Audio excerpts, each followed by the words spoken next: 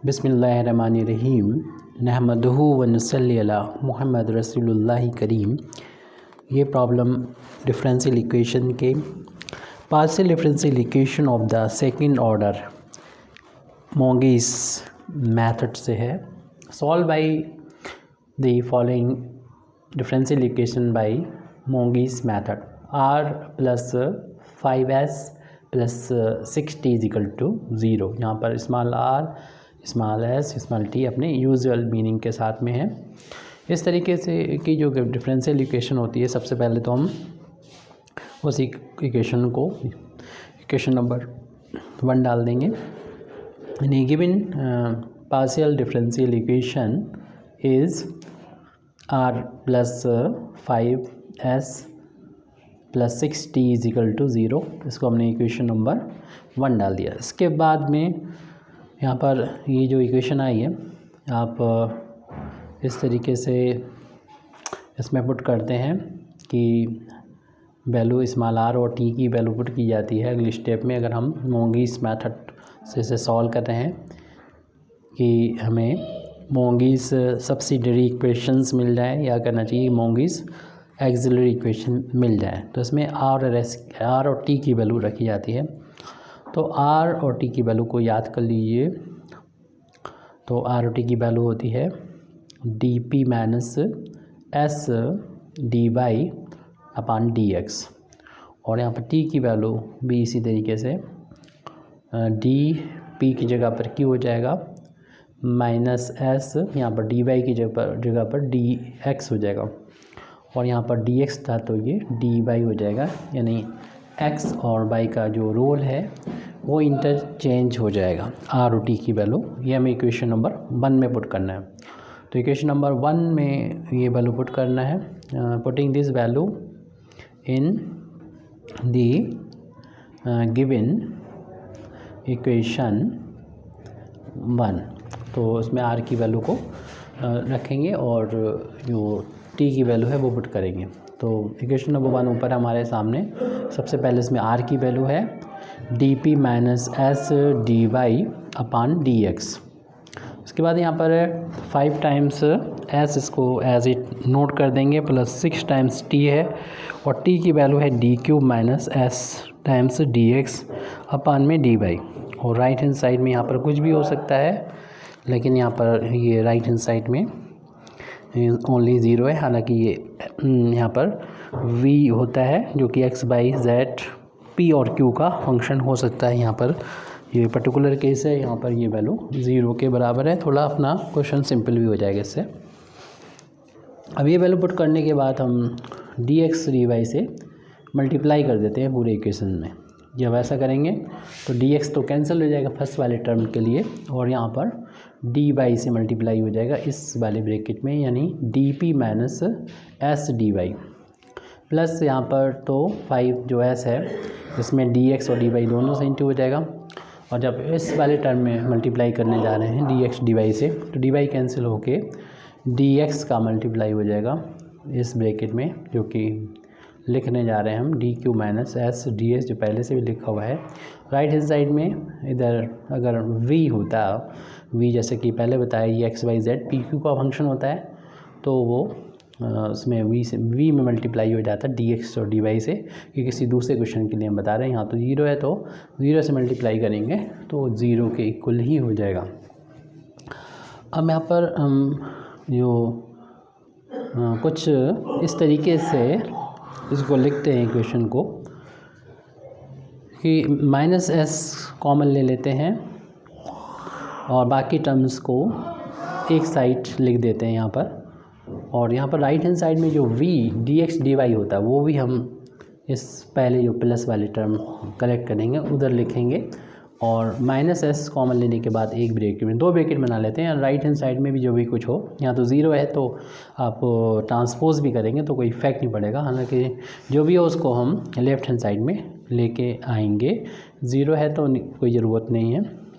और इस ब्रैकेट को ओपन करेंगे, dy से मल्टीप्लाई करते हुए हम लिखते जा रहे हैं। dy के यहाँ पर इंटू होगा तो dp में मल्टीप्लाई होगा तो dp dy हो जाएगा, और जो एस माइनस एस वाला है उसको हम बाद में लिखेंगे, जैसे कि हमने बताया 2 टर्म में लिखेंगे, ब्रैकेट में ये और दूसरा माइनस एस का कोएफिशिएंट।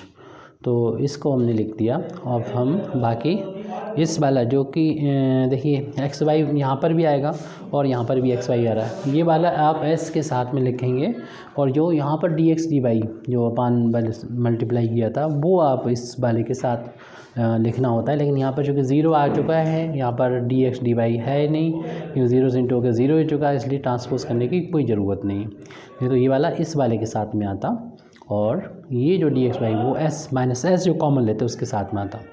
अब हम इस 6 का यानी 6 डी एक्स का इस वाले टर्म में इंटू कर रहे हैं, तो मिल रहा है plus 6 times D Q D X मिल रहा है।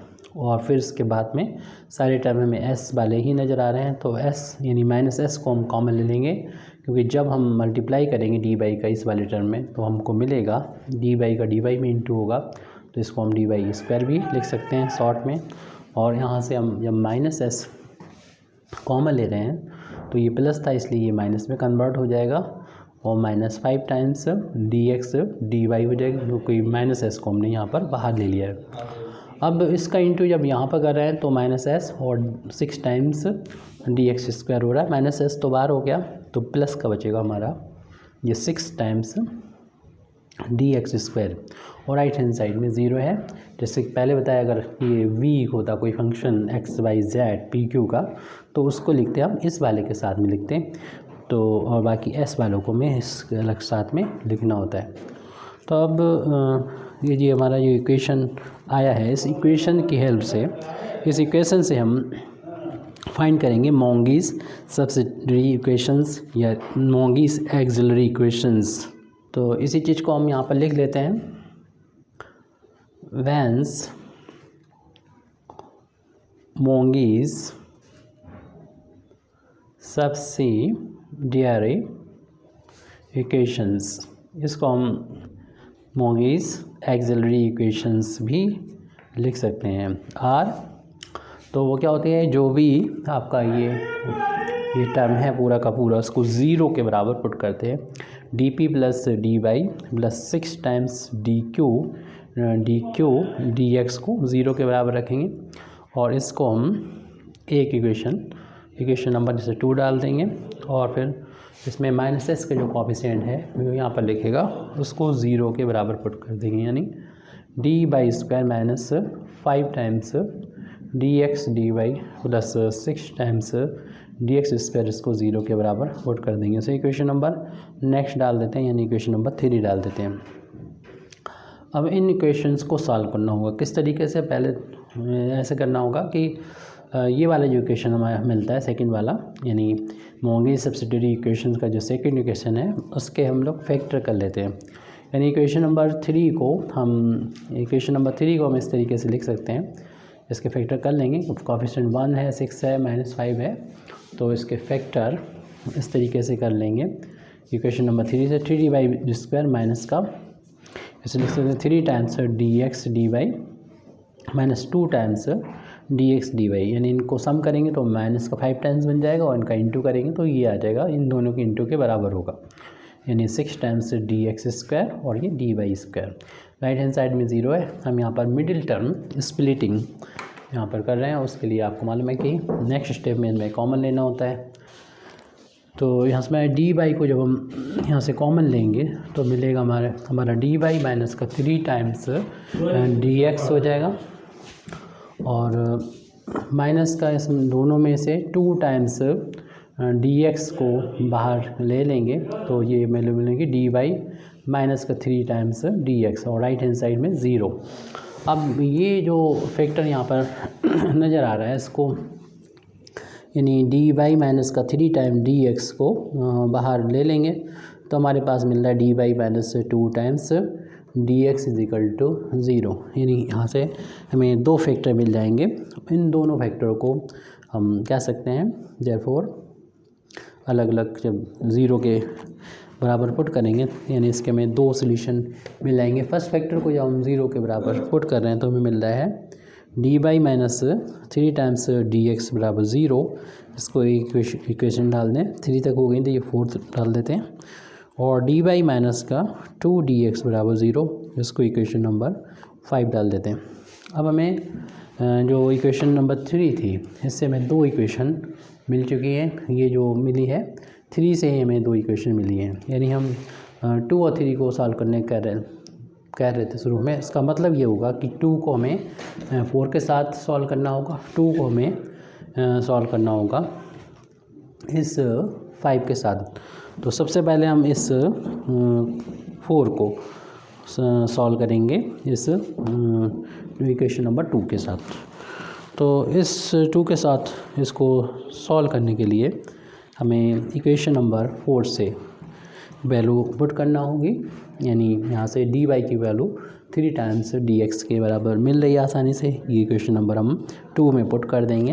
तो इसी चीज़ को हम यहाँ पर लिख भी देते हैं, आप डायरेक्ट भी कह सकते हैं।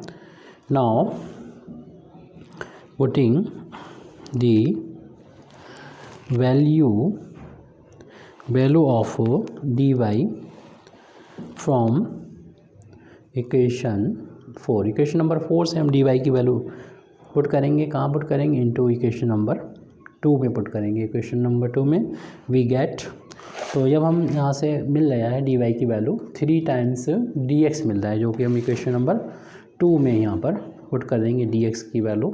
बाकी आपको देख रहे हैं कि डी पी पहले से यहाँ पर मौजूद है, तो डी पी की वैल्यू को लिखने के बाद, तो डी पी के बाद हमने इसकी वैल्यू लिख दे रहे हैं 3dx, और उसके बाद है प्लस का 6 टाइम्स इक्वेशन नंबर 2 को देखिएगा D Q into D x, right hand side में 0। हम इक्वेशन को सिंपल करने के लिए 3 टाइम्स डी एक्स से डिवाइड कर देंगे, तो हमें मिलेगा डी पी प्लस का 2 times D Q is equal to 0। इस इक्वेशन को नेक्स्ट इक्वेशन हम इक्वेशन नंबर 6 डाल लेंगे, और इक्वेशन नंबर जब हम 6 इसको डालते हैं तो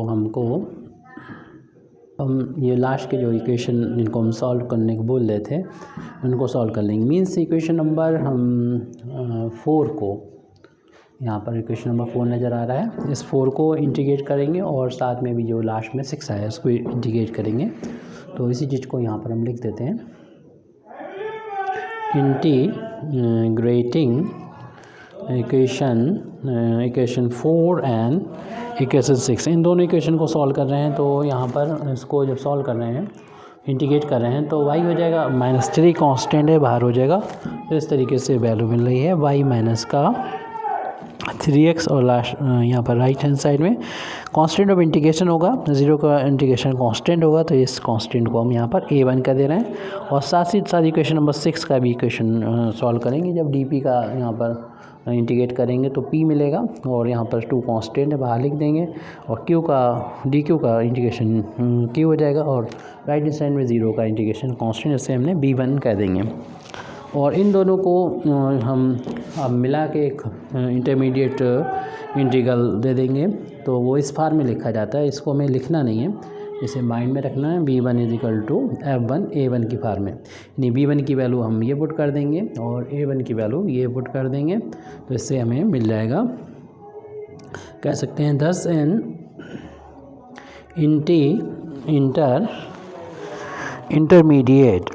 इंटरमीडिएट इंटीग्रल। तो इंटरमीडिएट इंटीग्रल जो हमें मिलेगा वो इस फार्म में रखेंगे।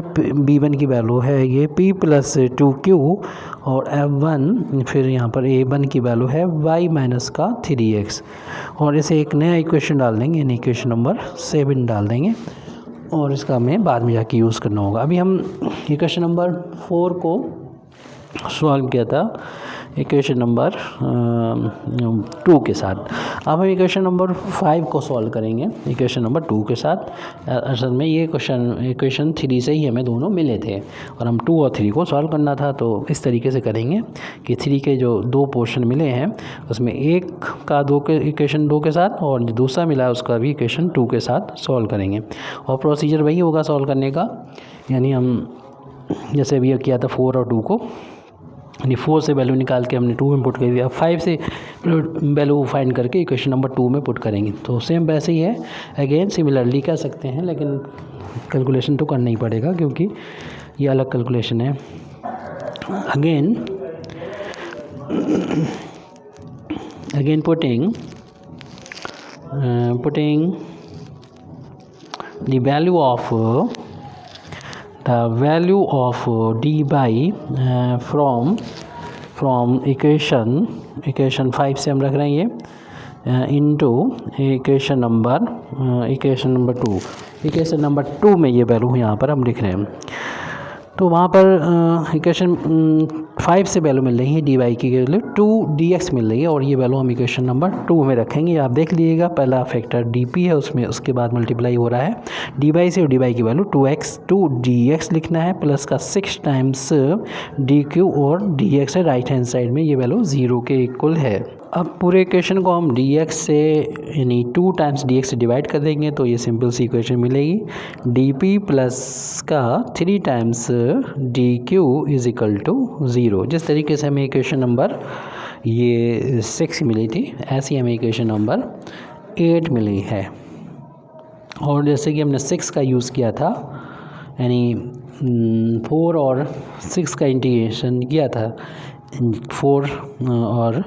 4 से 6 मिला था और 4 6 दोनों का इंटीग्रेशन किया। ऐसे अभी 5 से हमें 8 मिला है तो 5 और 8 का दोनों का इंटीग्रेशन करेंगे, तो दोनों को इंटीग्रेट करेंगे। तो सिमिलरली वैसे ही प्रोसीजर चल रहा है, इसलिए लिखेंगे integrating equation 5 and 8 equation number 8। तो 5 इक्वेशन हमारे सामने लिखिए ऊपर, तो उसमें इसका इंटीग्रेट करेंगे तो y माइनस का 2x आ जाएगा, y माइनस का 2x और राइट हैंड साइड में कांस्टेंट को हम a2 बोल देंगे। एंड इक्वेशन नंबर 8 का इंटीग्रेट कर रहे हैं तो इसमें p प्लस का 3q और कांस्टेंट का इंटीग्रेशन यहाँ पर कह देंगे b2 और इसको हमें लिखना होगा b2 इक्वल टू f2a2 की फॉर्म में। हालांकि इसको आपको लिखना नहीं है, समझना है और इसकी वैल्यू को रख के एक दोबारा से हम कह सकते हैं कि एक इंटरमीडिएट इक्वेशन फाइंड करना है। तो इसी को लिख देते हैं 10 एन इंटरमीडिएट इंटीग्रल, तो ये b2 की जगह पर है p प्लस 3q और एक दूसरा फंक्शन हम f2 कोई भी आर्बिट्री फंक्शन ले लेते हैं और a2 जो यहाँ लिखा है a2 की वैल्यू ये है y माइनस का 2x और इसको इक्वेशन नंबर हम डाल देते हैं 9। अब हमारे पास दो इक्वेशन आ गए हैं, 7 जो p और q में इक्वेशन है और दूसरा 9 जो p और q में। इन दोनों इक्वेशन को आप किसी भी तरीके से सॉल्व करके p और q की वैल्यू को फाइंड करेंगे, तब बाद में हमारा सॉल्यूशन आ जाएगा। तो कैसे p की वैल्यू फाइंड करेंगे वो आपके ऊपर है। आप देखें कि अगर आप p फाइंड करना चाहते हैं पहले तो हमें q को एलिमिनेट करने होगा। इसमें q का कोफिशिएंट 2 है, 2 का यहाँ पर जाके इंटू कर देंगे और 3 का उधर जाके इंटू कर देंगे। यानी एलसीएम 6 है, 6 बनाना चाहते हैं और फिर कैंसिल करेंगे तो आ जाएगा। तो यहाँ पर 3 से इंटू करना है, तो हम जो ऑपरेशन कर रहे हैं वो इसको यहाँ पर लिख दे रहे हैं। यानी इक्वेशन नंबर 7 में मल्टीप्लाई करेंगे 3 से और माइनस कर देंगे इक्वेशन नंबर 9 में, लेकिन हम इस पर 2 से मल्टीप्लाई करके, तो हमें रिज़ल्ट मिलेगा। वहाँ पर देखिए q तो कैंसिल हो जाएगा लेफ्ट हैंड साइड में, तो उसको लिखेंगे ही नहीं और यहाँ पर 3 का इंटू होके ये 3p बन जाएगा लेफ्ट हैंड साइड में। दोनों के हम लेफ्ट साइड ही लिख रहे हैं अभी फ़िलहाल। तो अगले पेज पर 3p माइनस का हो जाएगा, दूसरे वाले इक्वेशन में 2 से इंटू कर दिया, q कैंसिल हो चुका है तो उसको हम नहीं लिख रहे हैं। अब राइट हैंड साइड वाला टर्म जो है इसमें हमने इक्वेशन नंबर 7 में 3 से मल्टीप्लाई करा है, तो 3 टाइम्स f1 हो जाएगा, 3 टाइम f1 y माइनस का 3x, 3 times f1 y minus का 3x और माइनस 2 टाइम्स हो जाएगा f2 और जो भी f2 जिसका भी फंक्शन था वो हम लिख देंगे, यानी y माइनस 2x का फंक्शन था तो इसको हमने यहाँ पर लिख दिया y माइनस का 2x। तो ये इनका डिफरेंस जो है 3p माइनस 2p यानी p आ जाएगा। इस तरीके से हमने p की वैल्यू तो फाइंड कर ली है। अब हमको q की वैल्यू और फाइंड करना है, तो q की वैल्यू हमें आसानी से फाइंड होते हुए नज़र आ रही है। क्योंकि देखिए अगर आप इक्वेशन को डायरेक्ट माइनस कर देंगे तो यहाँ पर भी पी आ रहा है, इक्वेशन नंबर 7 में भी पी आ रहा है, पी से पी कैंसिल हो जाएगा, क्यू की वैल्यू आ जाएगी। तो हम इक्वेशन 9 में से अगर हम 7 को माइनस कर देंगे तो 3q में से 2q माइनस हो जाएगा, q की वैल्यू आ जाएगी। तो इक्वेशन नंबर 9 में से माइनस करना होगा। तो इक्वेशन 9 में से माइनस कर देंगे इक्वेशन नंबर 7 को, तो हमें मिल जाएगा q मिल जाएगा, q की वैल्यू आ जाएगी लेफ्ट हैंड साइड में, यानी सॉल्व करने के बाद ही ये वैल्यू आ जाएगी, लिख देंगे 3q में से 2q माइनस हो गया। यहाँ पर हम क्योंकि 9 में से माइनस कर रहे हैं तो इस f2 में से माइनस होगा f1।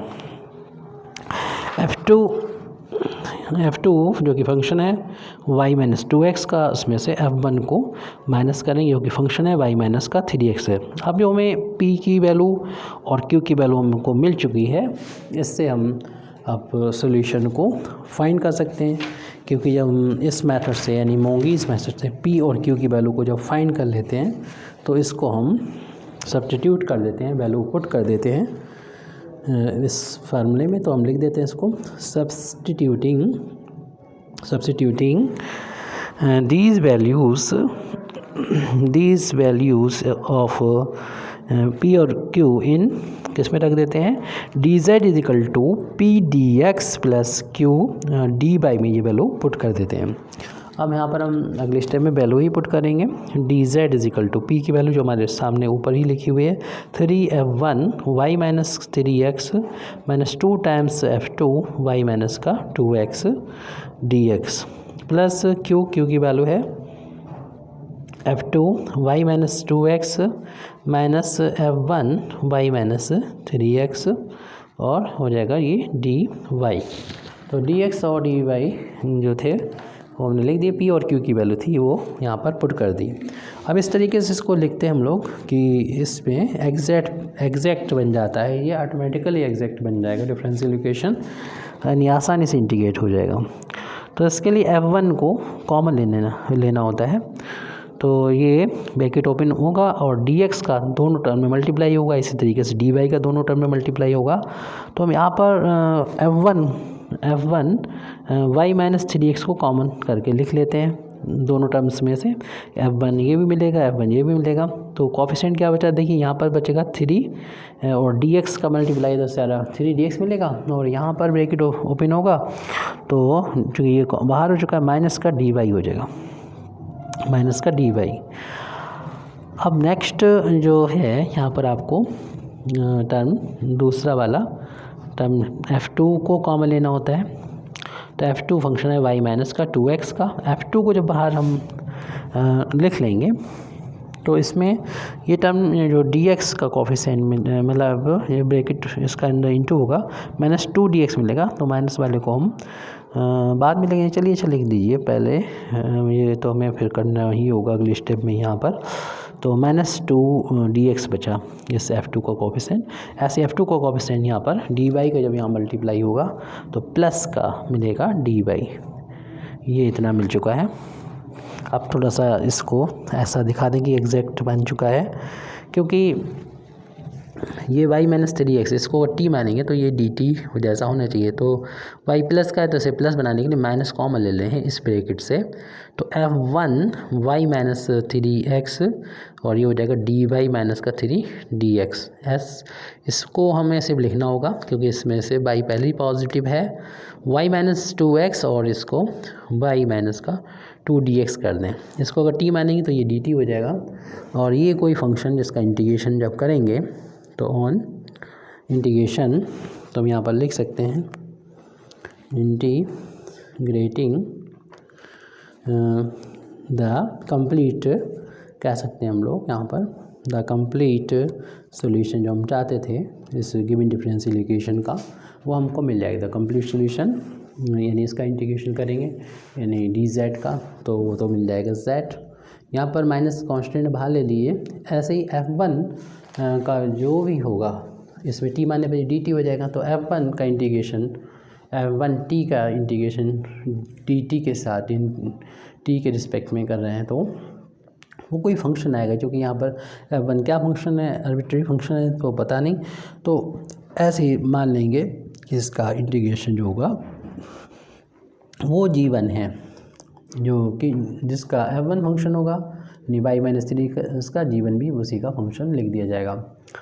प्लस का, और ये नोटेशन जो है कुछ भी यूज़ कर सकते हैं, फाई इस्तेमाल कर सकते हैं या जो भी है फाई साई जो भी है, जैसा भी आप लिखना चाहें। आंसर भी इसलिए देखने में थोड़ा सा अलग रहेगा, लेकिन जैसे कि साइन माइनस है उसके साथ में ये y-3x होगा और ये प्लस है, तो इसका जब इंटीग्रेशन करेंगे यानी इसे t मान के ये वैल्यू dt हो जाएगी, और मैंने f2 फंक्शन का इंटीग्रेशन g2 है, तो ये फंक्शन हो जाएगी y-2x का।